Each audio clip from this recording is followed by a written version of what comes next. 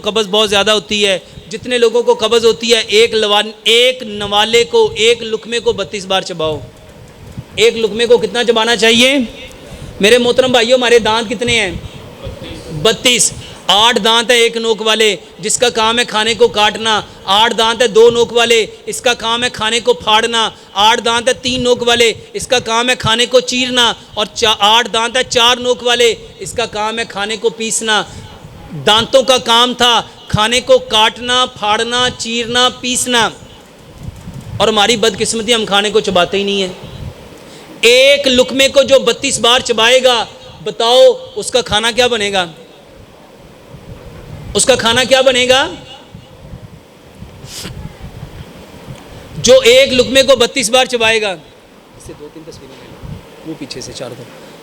जो बंदा एक लुकमे को 32 बार चबाएगा, उसका खाना क्या बन जाएगा?